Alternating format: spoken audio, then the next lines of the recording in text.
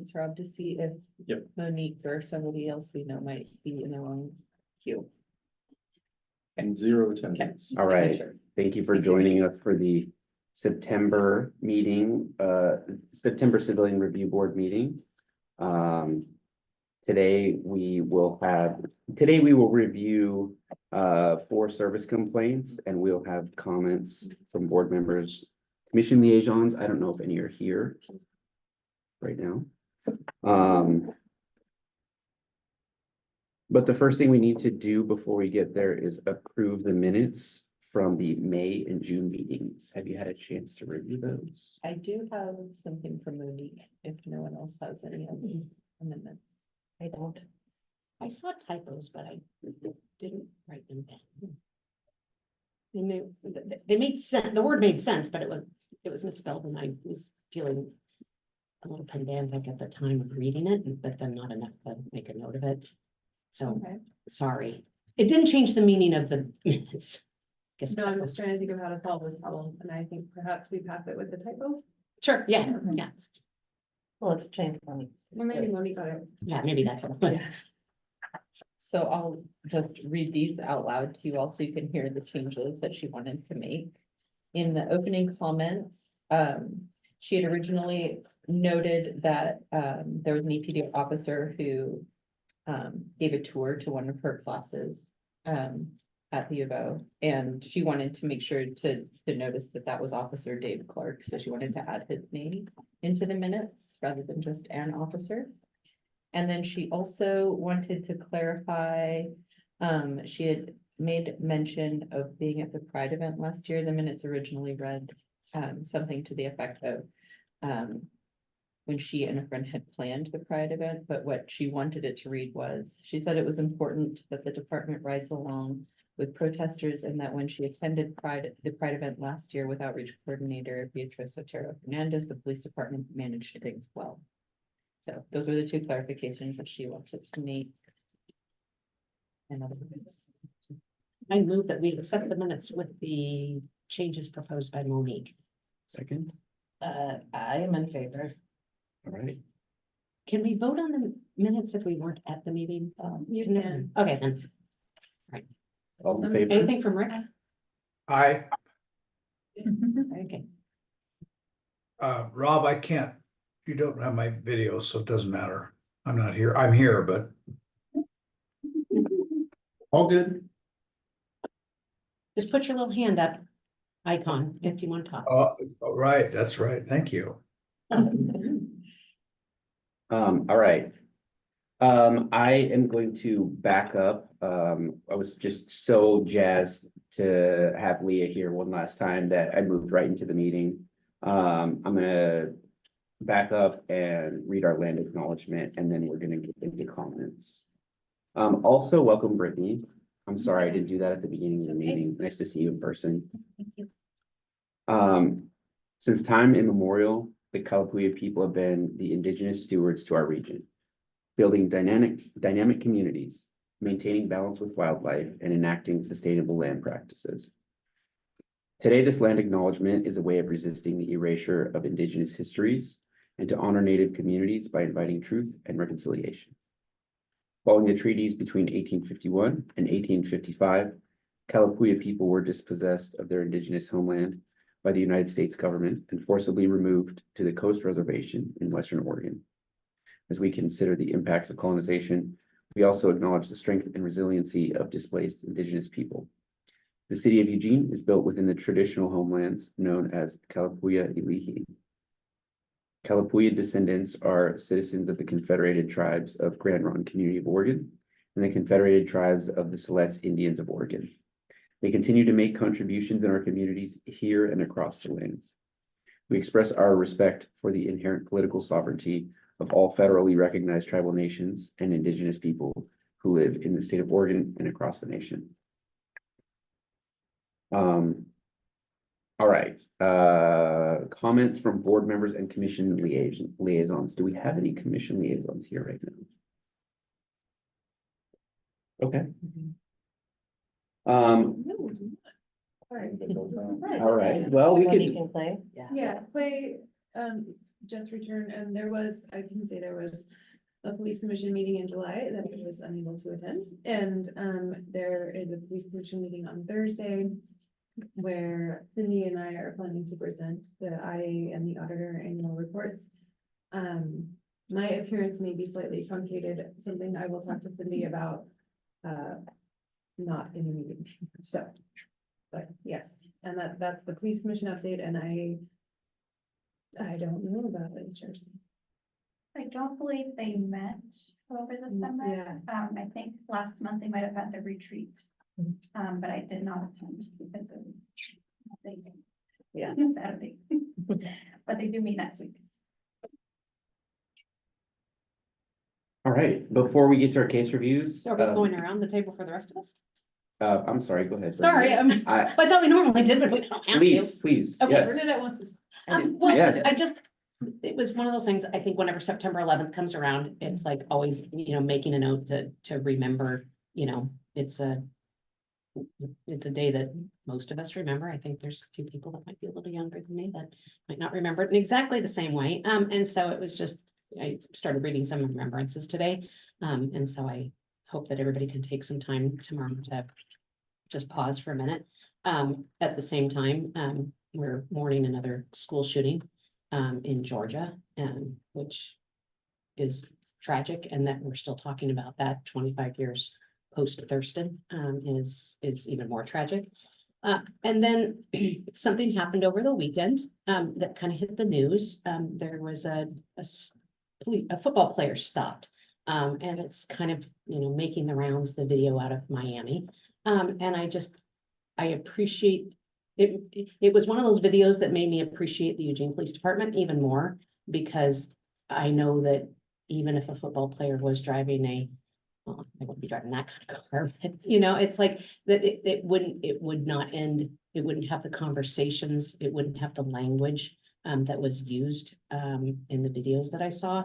And so I just want to take a minute to say, I just, whenever I see a video of a police interaction someplace that hits the news, it just reminds me that we're very fortunate where we live, that it's not to say everything is done right every single time. But I don't think anybody in any job can ever say they did everything right every single time. So, except Leah, of course. So anyway, those were I just wanted to just start with that because I thought it was important enough to remember those things. The good thing Thank about you. Leah is we're here to tell them if they did it wrong. They did it wrong, not Yeah. her. I think we can continue with opening comments. Thank you for opening our opening comments around Bernadette. Rick? Do you have any opening comments to share? No, I don't. Thank you, Jose. Thank you. Welcome back. It's nice to see everybody. Thank you for reminding us of September 11th. And is it Tyreek Hill? Is that the Mhm. video that you were referring to? Yes. Two unfortunate reminders this week that we are still reckoning with some things as a society. So appreciate this reminder for that. Mhm. Yeah, Carolyn. I'm Carolyn. I thought I'd introduce myself too. I've been on the board forever, like 7 years. I know I'm in my last, Yeah, between 6 and 9 years. I just remember when I come to Studio 5. I remember, yeah, I remember trying to get you to tell me about the cases and you wouldn't, so. I had to do that. Yeah, I don't have anything to say other than that, except that today's a very dark day. Because it's our last meeting with Leah. I'll give public comment. Are there, oh good, there are tissues. Yeah, I'm done. okay. Would you like to do it at the end or now? And, Okay, and yeah, at the it end. gives me time to think about Sure. it. Brittany?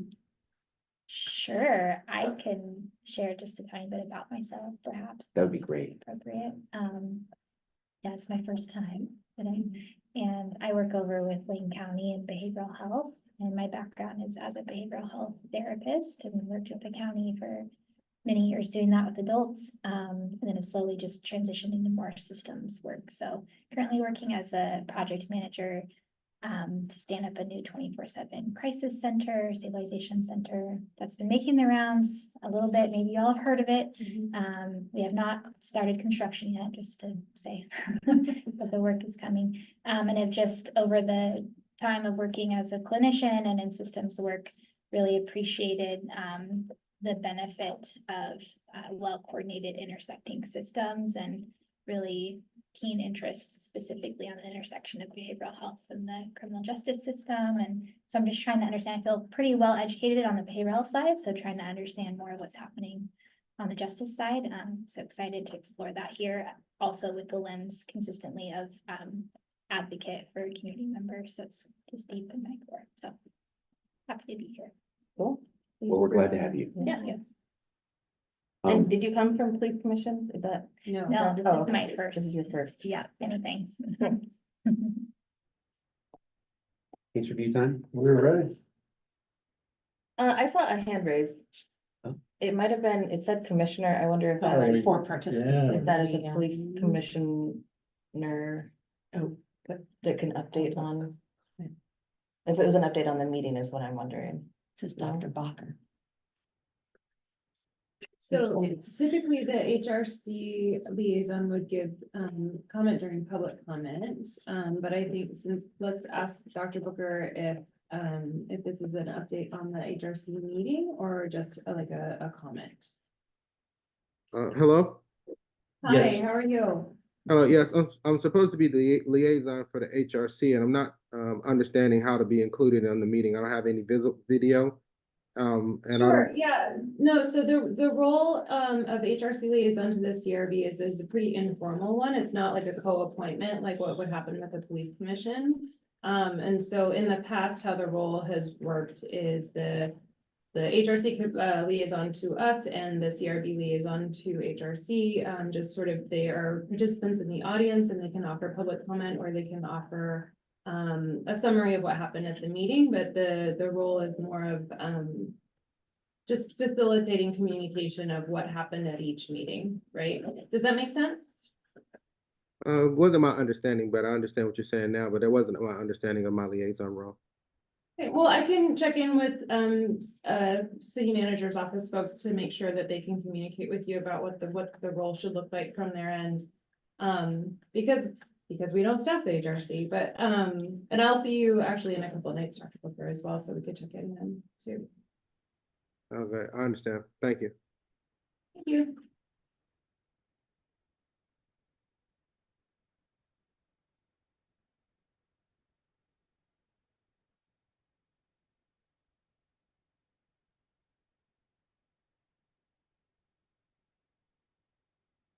All right, I'm not gonna put it in slideshow because that messes up every time. So we've got our case summaries, and this one's a little bit different where we're reviewing service complaints instead of formal allegations.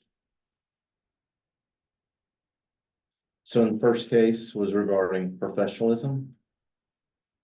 In the summary of facts, so the reporting party, RP, requested police assistance. Officers responded and spoke to the RP. RP said he or she was a victim of attempted murder and his or her children had been killed. Officers observed the RP was in distress and offered him or her assistance. The RP complained the officers were unprofessional during the contact. It's classified as an inquiry, reviewed by the auditor's office, and dismissed for no policy violations. And then these are the materials that were included for y'all to review, and then we'll go back so you can discuss the nuances of the intake. So I feel like I should do a really quick, and I zoned out for a second, so I'm gonna talk about this, but so typically, mostly for Brittany and for the record, I guess. Typically, this group reviews closed allegations of misconduct or lengthy investigations with a whole lot of materials. So something to look forward to. And then, but one meeting per year, typically we go through sort of lower level complaints so that you can get a look at the other things that come through that we take care of in a different manner, right? Without elevating to that full internal affairs investigation. So the tonight is one of those sort of lower level reviews, just to be clear. So I think one of the feedback that I find really, really helpful in these is about sort of how we classified it, how we handled it. Do you feel like it should have been higher, lower, different, better, you know, all of that stuff. So just throwing that out there. Yeah, thank you. But did you have clear, like you saw all the casework? I have, Okay, yeah. good. Yeah. Usually the first time. I mean, I The new was person drowning process. and confused and all the That's things, good, but I yeah. did look at it. That's normal. You can always call us too. Yeah. We'll talk you through stuff. Yeah, Thank you. okay. We'll discuss this or go through all four. Let's do it one at a time. Oh, yeah. Yeah. Okay. We started with Bernadette. Bernadette started us out today, so let's start this round of discussion. We're gonna do all 3 rounds for each.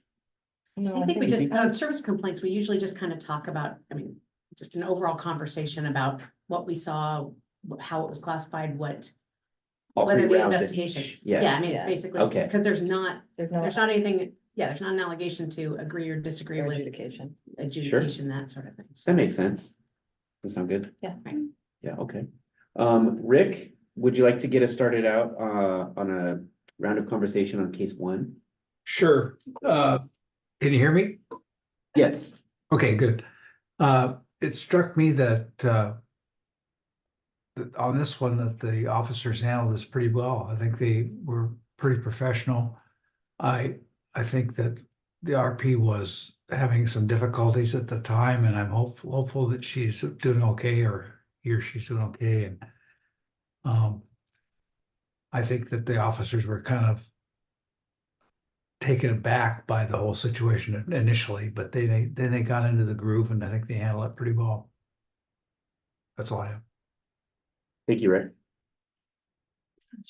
I was gonna say that the videos from, I think it was 2 officers, were among the more boring videos, and I don't mean to say boring in a way that takes away from the humanity or the seriousness of this, but like maybe uneventful, more uneventful of the videos I've seen. And I think it speaks to the documents.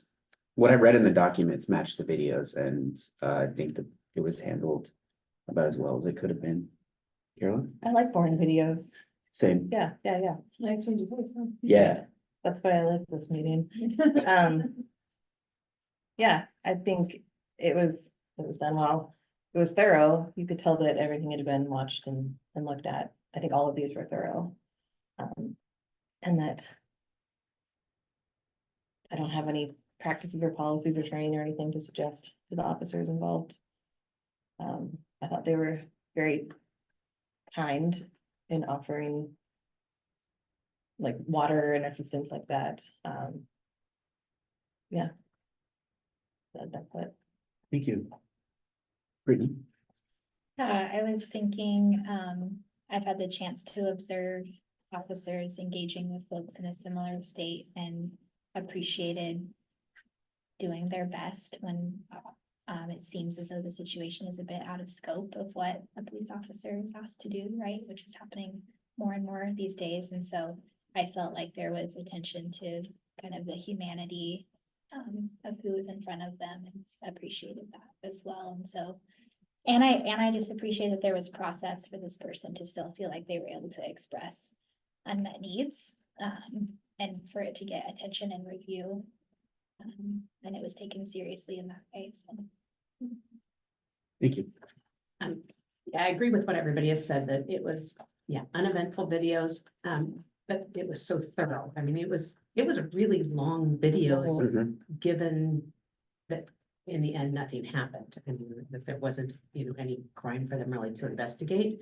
But, they were very thorough in, checking the scene, trying to track the trail of whether somebody was seriously injured, where they may have gone, keeping the line open on the phone with the call taker.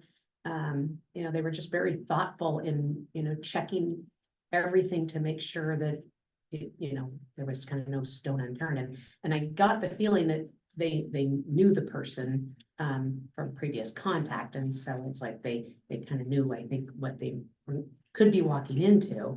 But yet they still, you know, took the time to, you know, check in where they could to find the person. And then, yeah, they, you know, kind of treated them with compassion, you know, but still tried to make sure that there wasn't anything to what the call was about. And so, you know, I kind of appreciate that, and that, yeah, that the auditor's office, you know, was here to take the complaint for the call in, and still reviewed all the videos and, you know, had that, you know, conversation. So I think, you know, this was one of those ones that it's the kind of service complaint that, you know, I think probably happens a lot more than we see. And that's why it's good for us to review this each year to be able to see that, okay, it really, you know, service complaints really are just complaints that just need to be talked through with some people. So, thank you. Thank you for that. Mhm. Rob? All right, case 2. So it's a review of police methods, property release, animal care, and retaliation. So summary of facts. So RP's significant other was the subject of a criminal investigation. The RP had contact with Detective A regarding the alleged criminal activities of his or her significant other.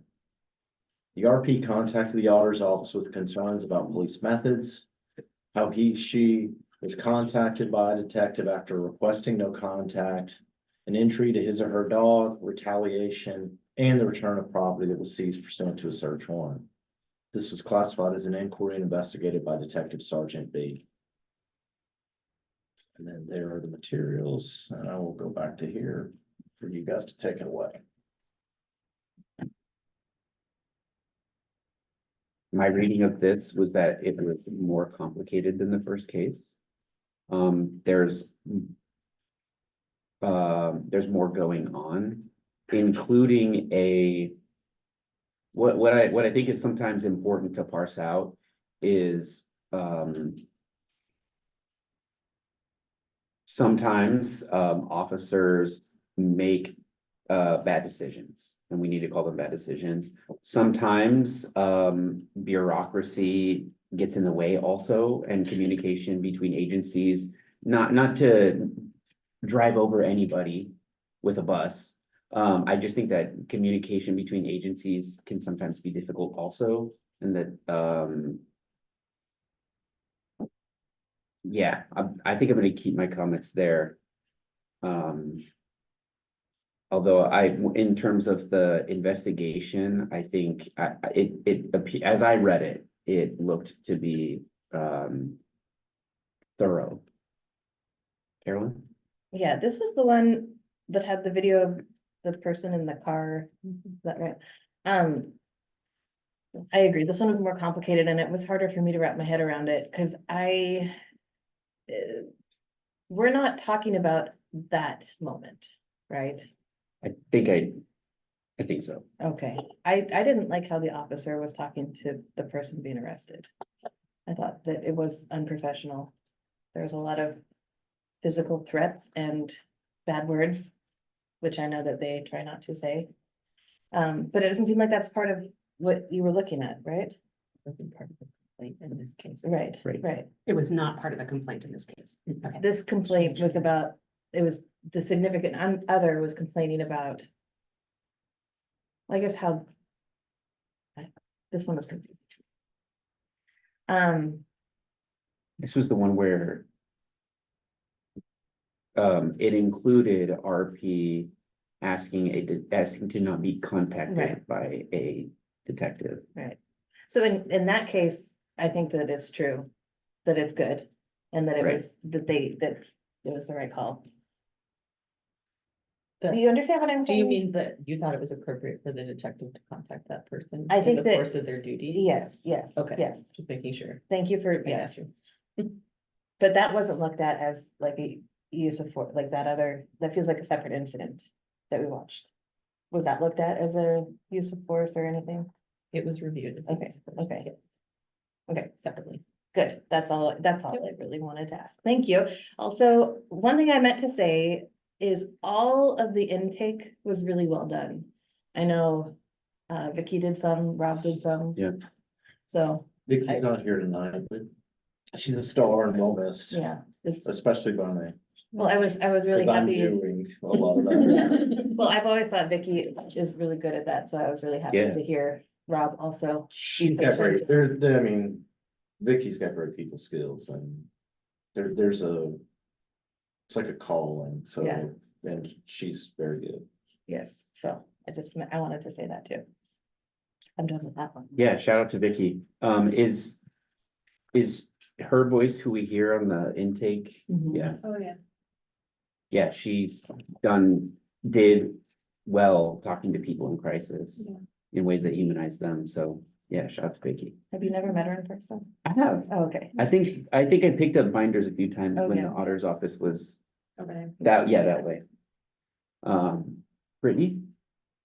I was mostly confused. I think what threw me was it felt like kind of woven into the complaint and then maybe not super clear in their response, the two distinct cases essentially, because there was also the report of assault within the workplace.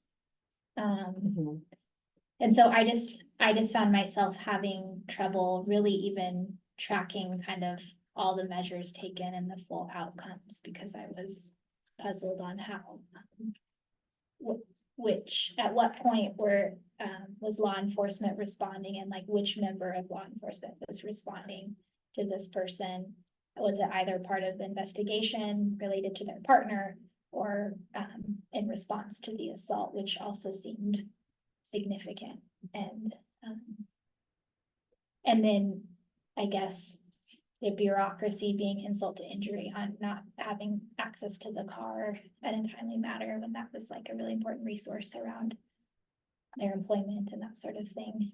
It also seems just tricky and relating to how this person was contacted and how that played into this person's employer, kind of learning more of maybe what was going on in their personal life. So that was, yeah, it just kind of left me confused on how to think about it in general, I guess. This one was kind of like a Venn diagram that didn't match up, right? I mean, it's like, you had a lot of different things, and I think you're right that it was a communication and a bureaucracy thing, that when you've got, property control unit and they've got their rules of who can and can't release property and what property, and so what someone is hearing is going to be released and what is actually allowable to release. What can be released by the police, what needs to wait for court, so DA, what needs to wait until the court has decided to release. So I think it was just one of those things that it was challenging because there were so many kind of different issues. The concern about, not being contacted by a particular detective. I kind of think about that. It's like, you can't just say at a school, it's like, I don't want this educational assistant who's out on the playground to not talk to my kid. I mean, it's like, there's just some things, it's like, you don't have a choice. If someone is doing their job, and they're going to contact you. I mean, I understand the concerns that the party made. But I think there's just kind of can't, it just can't always happen that way. And I think Vicky, Vicky is, she had the ability to, not that she's died, she's just not here anymore. But to be able to Or talk to people, clarification. yeah, I mean, but to be able to talk to people because she was never in an investigative role. And so it's like, when you're in an investigative role, you go into a conversation with a particular kind of mindset and an action that, you're going in to find some things out. Whereas she is a sounding board, she's a listening, she's a receptor, and so I think, hopefully, the next person coming in is able to also do that, just take in what's being said and document it. So the next person can then delve into it. And so, so I thought this was a good example of, different people doing their jobs and doing it well. And so, yeah, I mean, I understand the other complaint that could have been there, but, it's like an old house. It's like at some point you have to just say, I've done enough repairs on it and move on. And that's kind of what I felt like. It's like there had to be a cutoff.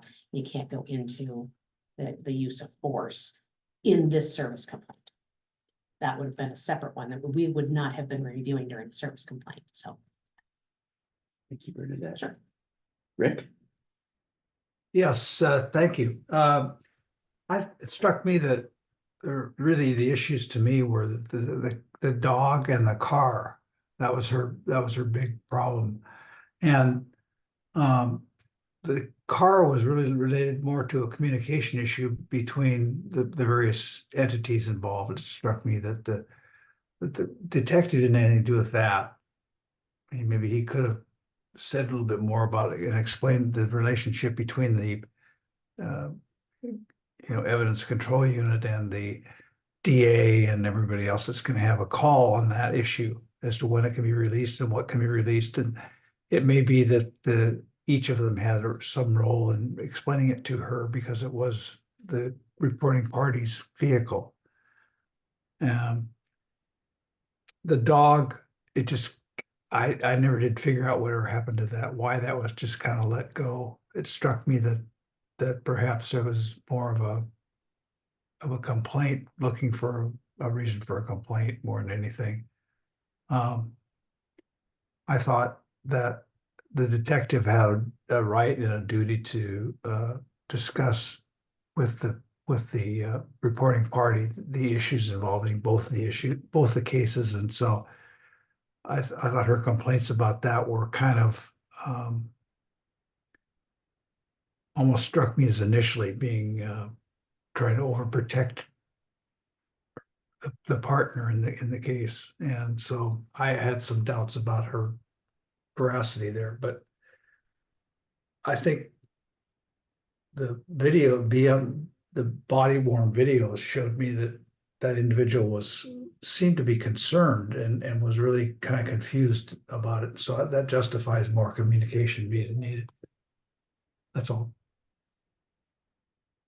Yeah, we can move on. I'm just remembering now that some of the confusion on RP's part appeared to be from thinking that the detective was there as a result of a call that she made on a separate issue, but the detective was actually there to ask questions about the boyfriend. Is that correct?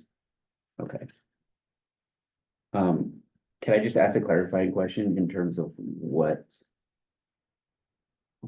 was the focus of the police auditor's investigation? I mean, in this case. you mean, Yeah. Like how, I mean, Was it allegation of professionalism or?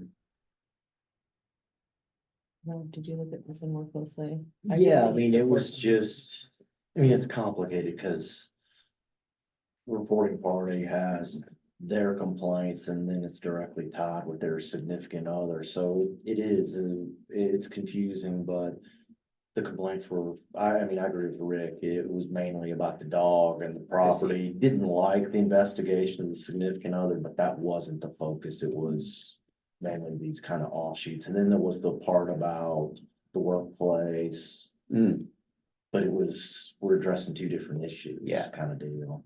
It's confusing. It is confusing. The way I think about it is then when we look at that in the light of those complaints, we don't see behavior that rises to an allegation of serious misconduct. And so then therefore we classify it as a service level complaint that still needs to be looked at and addressed by a supervisor and then communicated back with the reporting party. But that's kind of why it ends up in this bucket, if that makes sense. There's no policy that's been Yeah, violated there's to no- investigate. Yeah. Which doesn't mean everything went perfectly, but it also means that this That's is why a we're good not calling remedy. it. This is why it's a misconduct good or remedy. This or something like that. Okay. It's not, so the code talks about serious misconduct or minor misconduct, and so serious I misconduct see. is what you usually look at. And this is not. I think I was trying to use that rubric to read this. and Yeah. I can A good understand why. reminder that service complaints use a different kind of rubric. Yeah. Okay. So Thank you. they're not just saying that everything you did was great. They're Yeah. just saying. Right. It wasn't horrible. Thank you for allowing that quick That's a detour, good- that's Rob. good. Thank you. Case 3, so we have traffic stop. So the summary of facts. So Officer A initiated traffic stop and the RP failed to yield. Officer A continued to follow the RP, and after some time, the RP stopped his or her vehicle. The RP exited his or her vehicle. Officer A approached and expressed dissatisfaction. Officer A used force to detain the RP and handcuffed him or her. Other officers responded, the event de-escalated, and the RP was cited and released. RP complained regarding the traffic stop and Officer A's actions during the incident. It was classified as an inquiry and was investigated by Sergeant D. And then there are the materials, and I'll go back to this one for your reference while y'all discuss it. All right. Carolyn? This one was not a fun video to watch. I think I agree that it is a not misconduct. Right, verbiage, not furious, yeah. I did really appreciate at the end of the interaction how the officer was able to speak to the reporting party. Back and forth and explain what happened and why Officer A felt like they needed to detain and force detain on the reporting party. I think it's fine. Thank you. Brittany?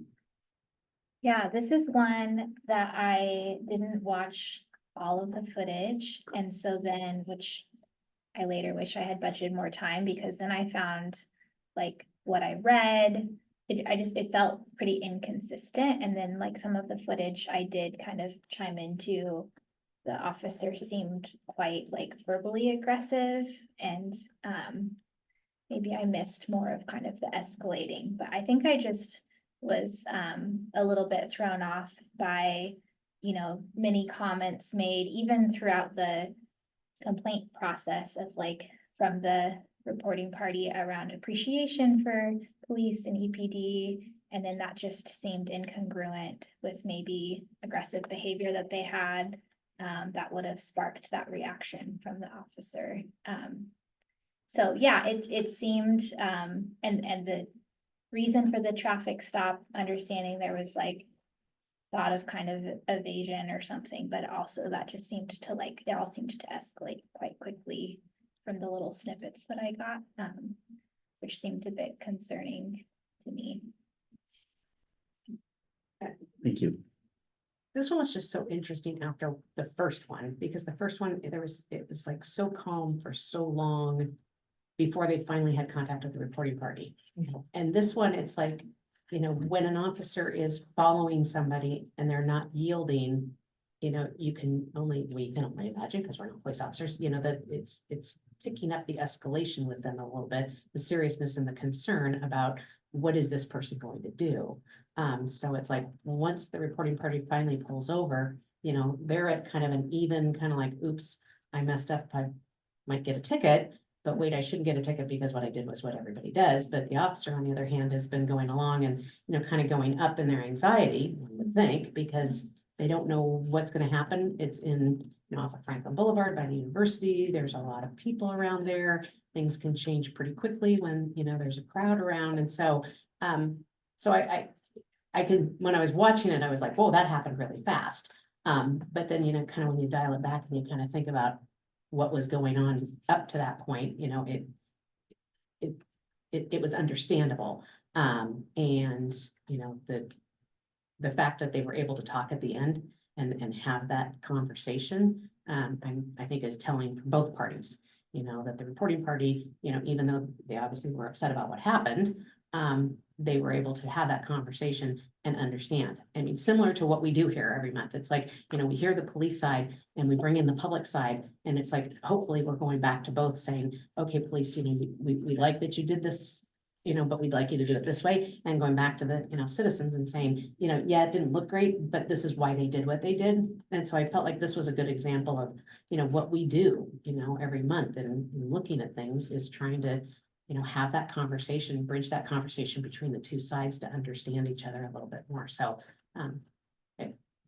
I think I understand why it was a service complaint, and I agree with it. Thank you, Bernadette. Rick? Yes, I would like to recuse myself from this one because I'm familiar with the individual involved as a reporting party, so I'm not going to make any comments. Thank you. Thank you. I'd like to start this comment with some positive reinforcement. Thank you to this officer for using your body worn video and allowing us to deliberate in this way. I'm gonna use positive reinforcement every time we have a good body worn video like this. It's an important civic good. We've got a ways to go, I think, in terms of interactions, but I think I generally agree that this does not appear to rise to the level of a serious allegation of misconduct. Although, are there things that we'd like to see done differently? It's a different level of care maybe than we saw in the first video. But that's why we're here. All right, case 4, so it's a welfare check. So the summary of facts. So RP called the communication center and expressed concern for the occupants, 3 children of a residence and their living conditions. Officer A, who was a recruit, Officer B, field training officer, and Officer C, cover officer, conducted a welfare check of a residence. Officer A took the lead on the welfare check and contacted the residents. After a field investigation, Officer A determined he or she was satisfied with the well-being of the children of the residents. RP complained that the welfare check was substandard and a training example for Officer A was missed. It's classified as an inquiry and investigated by Sergeant D. And then here are the materials that y'all reviewed. And we'll go back to here, the screen for your reference while we guys discuss it. Thank you, Rob.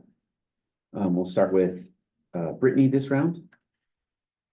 The 2 main thoughts and I guess questions I was left with is I wasn't really clear the outcome. There was some statement of like instruction, I guess, from the supervisor that the officer would return and address the situation, and it felt pretty vague to me, so I didn't understand how this was actually resolved, and if it was. And my other thought was, and I think I was remembering there was reference to DHS, but this seemed like an issue if there was no imminent harm displayed in the interaction, like really evident to the officer that this is kind of maybe better addressed by a different system, really an option for DHS to be more involved rather than law enforcement. Thank you. This is where I wish I had looked at the length of time on force by the officers. It's one of those things that I always like to look at because I think it's very telling how long somebody's been on. And I know that there's been a lot of turnover. And so the field training officers, some of them don't have as much experience in law enforcement. I think it has 8, well, Yeah, I'm seeing that too. 8 years. 8 years. And was that with the agency, or is it? Both. Okay. Yeah. Because I think sometimes it's like, is that right? Recognizing how long someone's been an officer before they become a field training officer. And if they've had time in another agency, you know, how another agency might do it, you know, and I think, you know, there's some value in bringing that experience with you, but also it's different than what, you know, EPD might, you know, want their officers to do.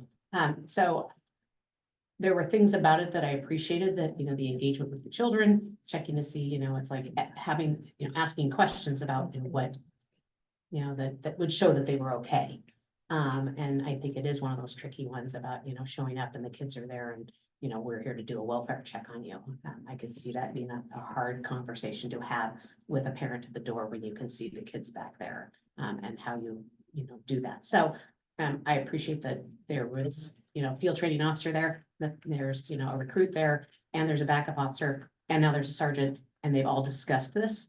And so, you know, it's a good learning opportunity, you know, going forward, that this, you know, recruit is hearing more, you know, ways to do something like this. And yeah, it could have been done better, but I think the outcome was what we would hope, in that there was some investigation done, just not necessarily the way that RP wanted it done, and not necessarily the way the sergeant would hope that it would be done.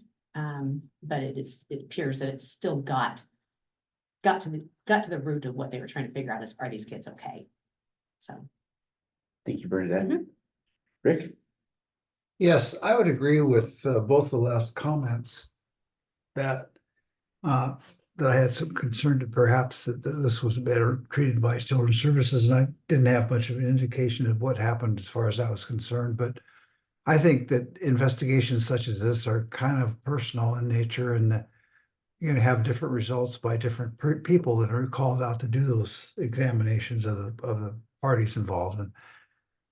And I think I probably would have inquired a bit more, but that doesn't mean that a rookie would do any different. So anyway, that's all.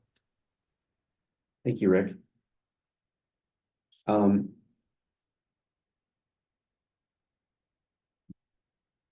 think this is a good example. This seems to be kind of microcosmic about a lot of wide public arguments right now about the role of policing.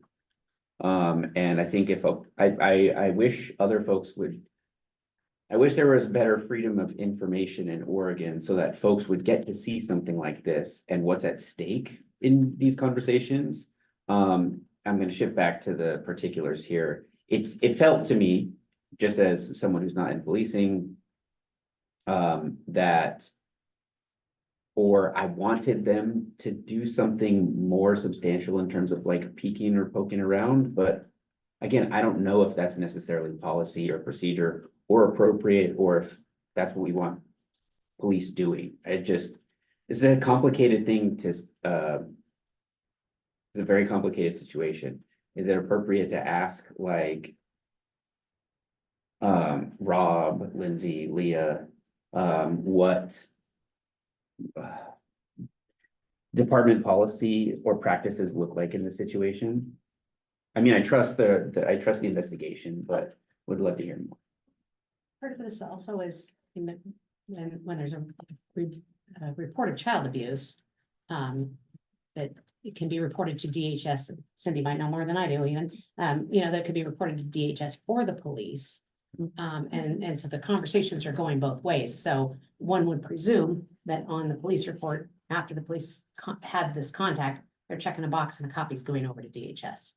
So DHS can follow up as they're able, as they see the need. That's typically what happens when there's something like this. I mean, I would say we did not see any policies that appear to be violated here.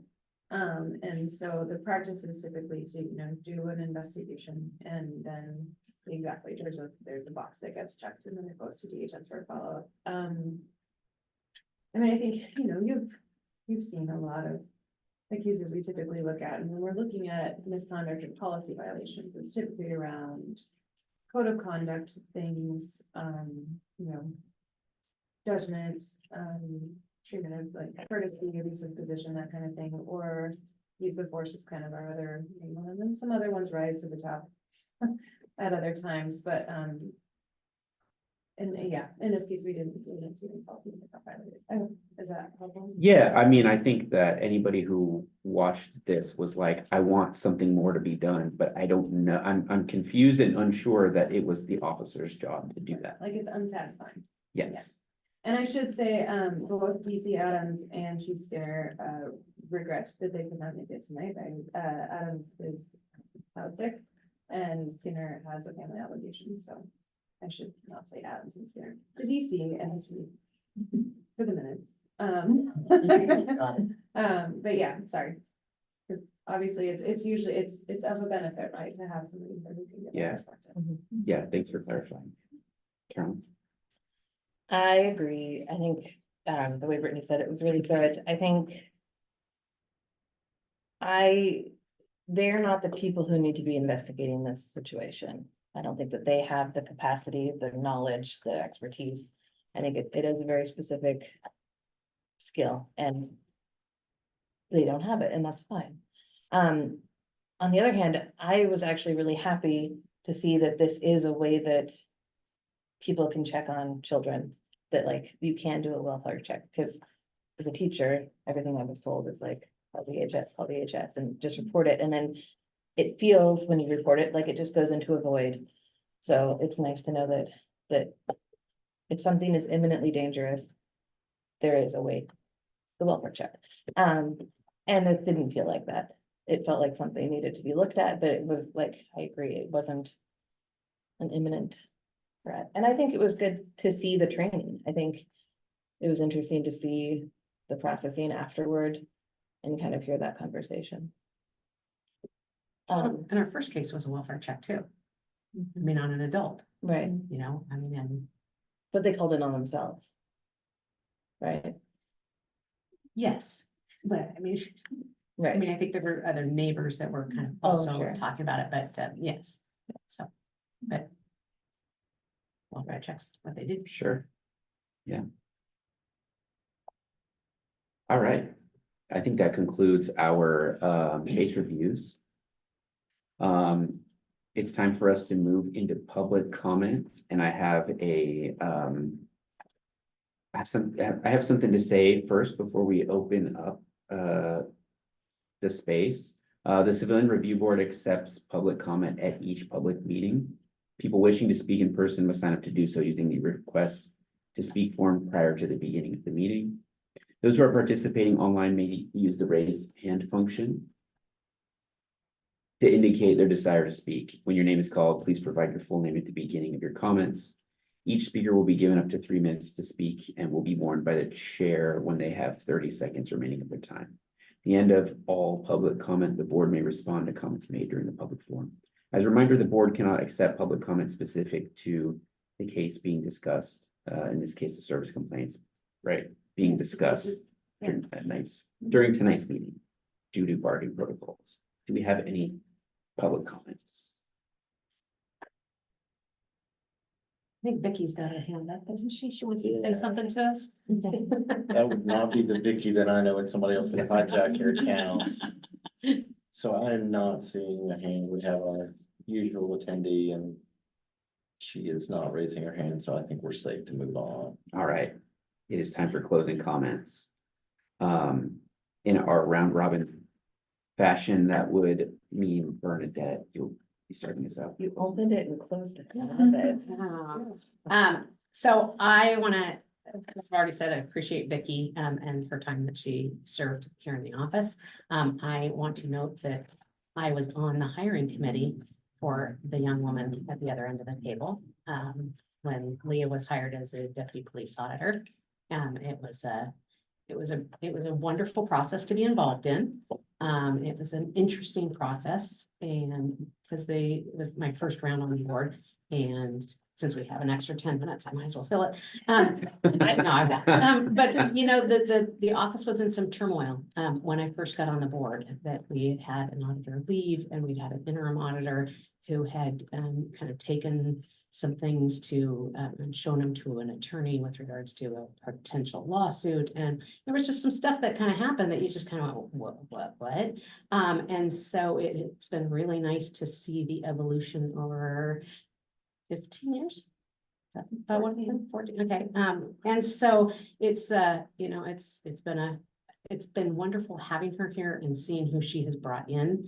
And you know, with Leah and bringing in Rob and bringing in Lindsay, that gal. You. You know, and Beatrice, you know, it's like, because Lindsay has been on the board, and so she has a perspective of what it's like for us to discuss it, and so to be able to then help with the investigation with IA. You know, I think the office is in good hands. I think she's leaving the ship righted correctly as she hops on her little life raft to swim away to Colorado. I'm also going to note that this is my last meeting. I will not be on the board anymore, so I'll imagine I'll fill it with somebody fabulous. And that's all I have to say. Thank you, Bernadette. Sure. Rick? Thank you. First of all, I didn't know that Bernadette was this was going to be your last meeting, so I'm very discouraged about that. As you know, I think the world of your comments, and I thought you've been a great addition to this board, and I'm very happy to have served on it with you. Leah, with respect to Leah, I've always been impressed by Leah's ability to want to continue to get better at what she did, and she always took our criticisms of the officers and the whole process of being to her heart and actually incorporated them in her ability to organize the cases and put together the thoughts and do the allegations in a manner that are much more cogent than they used to be. So I'm very disappointed that she's leaving also. And so it's going to take a tough job for someone to replace her. I'll tell you that. Thank you. Thank you, Rick. Shout out to Vicky again. Shout out to Bernadette. I really have learned a lot about civic process, a lot about how to have difficult conversations with other people who might not always hold the same view. And at the end of it, kind of have everybody better for it. So thanks for holding us to high standards and including your vast legal knowledge, and it's been great to work with you. Leah, I'm somebody who came from a public service family. Both of my parents are public servants. And now I'm a public servant, I think. And I really do, I know I tend to hyperbolize a lot, but I think of public service as a kind of sacred secular duty, and I take it, it means a lot to me. Your presence here in the Civilian Review Board, one of the first cases that we looked at was the protests from 2020, around the time that George Floyd was murdered. And you brought a kind of healing presence to this community at a time where there's a lot of civic turmoil and intense big feelings, justifiably so. And I know that you're going to take that good healing presence, you know, but also simultaneously holding high standards for justice over to Colorado. And congratulations and thank you. Okay. So I think that one of the things that I've always loved about this board is how we are able to disagree in a working way. And I think a lot of that is because of your leadership and the way that you set up how the meetings run, the energy of the meeting. You have a very Hey. You have just a really good piece, Gen Z. You have a good vibe that has really informed the way that we interact here. You are a unicorn, and we were very, very lucky to have had you as long as we did. She's not real. What? She's not real. She's a unicorn. Oh, well. You're here. Thank you, Carolyn. This is a pretty bizarre meeting. That's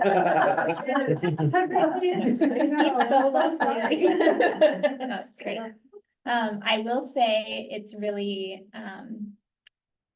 sweet and special to see, and I heard in prep meetings before coming, similar thoughts around the ability to have a safe, constructive space where people can voice their opinions, and even if those are diverse. And I'm so thankful to have met you briefly to get to understand where some of that clearly comes from, and thankful and excited to join in the space to talk about hard things with people who care about making it safe to do so clearly. So thank you all for welcoming me. All right. Thank you. I had one more closing comment that wasn't about Leah that I meant to say. So we talked about the like really, really bad cases, and then this was like the not so great. I think it would be really fun sometime to watch videos of like super good. I've been saying that every year. Just like one, Super good. super good. I mean, you don't usually, well, you did hear about the commendations. Right, okay, thank you, because I can address this without crying. So, yes, agreed, I would love to be able to show you guys more, like commendation videos. And, the ordinance says that you guys can review closed complaints. Mm. So, sometimes we get complaints that we review and we watch it and we think, wow, that was stellar. And we can then show those to you.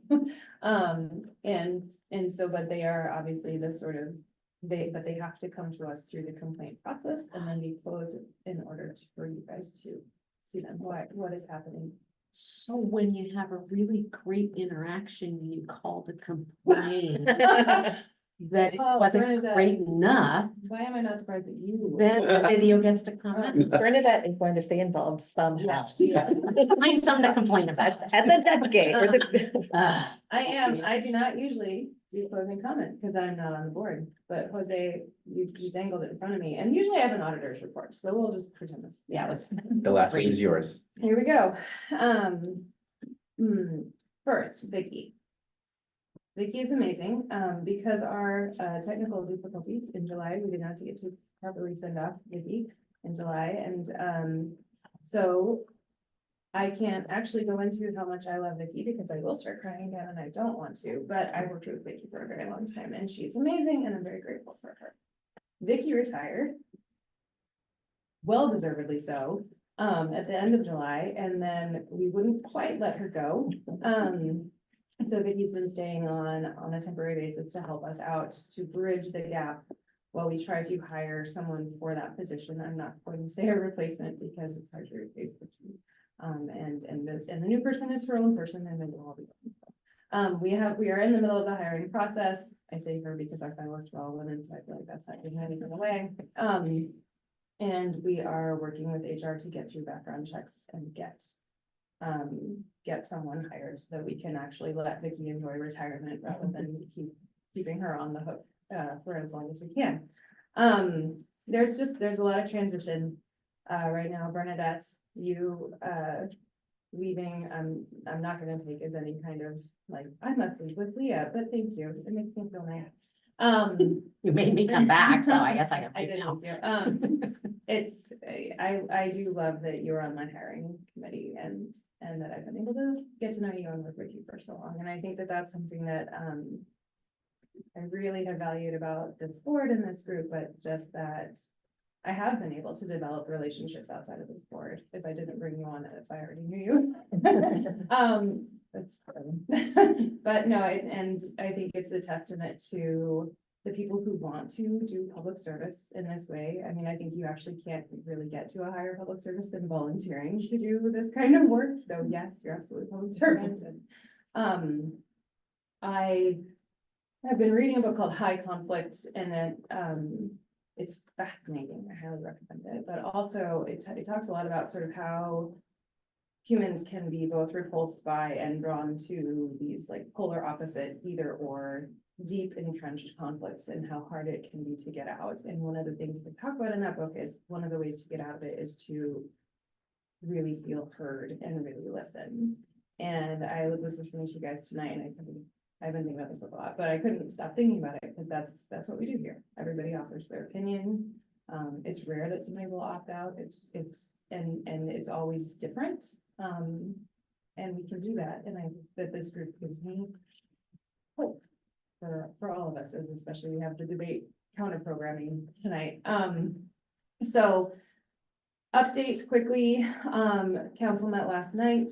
My understanding, because I did not watch, is that they have authorized the council president to negotiate with Mark Isner to come back on an interim basis while they do a longer hiring process for a long-term auditor. For those of you who don't know, Mark was here before me.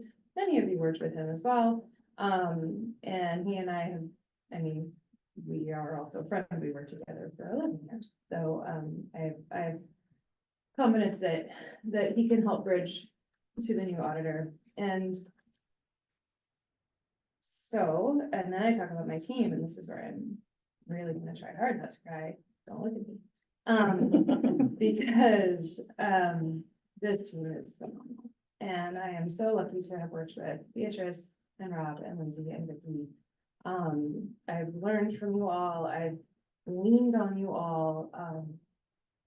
And I've just been so impressed with how you've come together and how everybody really has that spirit of service in this office. Everyone is here to make this community better. And that is a really awesome thing to be a part of, and it's hard to leave, so. Good job. I'm okay, no, just thank you, and for the community, I have absolutely every confidence that me leaving and someone else coming on is not going to disrupt the service that this office provides. Everyone here is a professional, everyone here knows the mission, they know the work, and it's gonna be great. So it's hard to leave and I'll stop talking now, but thank you. I'm excited for what's ahead. I've been in this community for over 20 years, so it's really hard to go.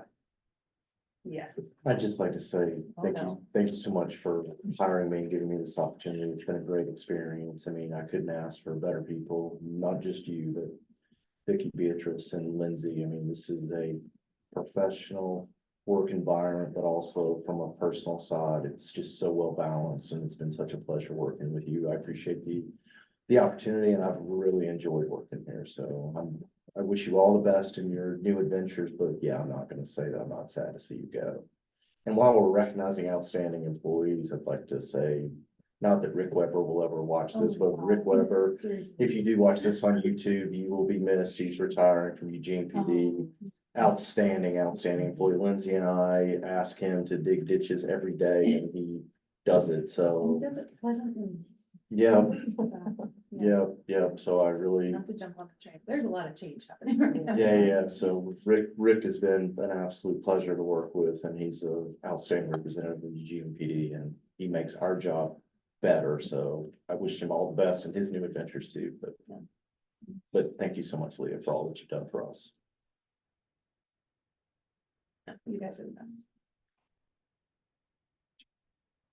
Adjourned. Oh, God. Hang on just 1 second. I'm still. I really have always wanted to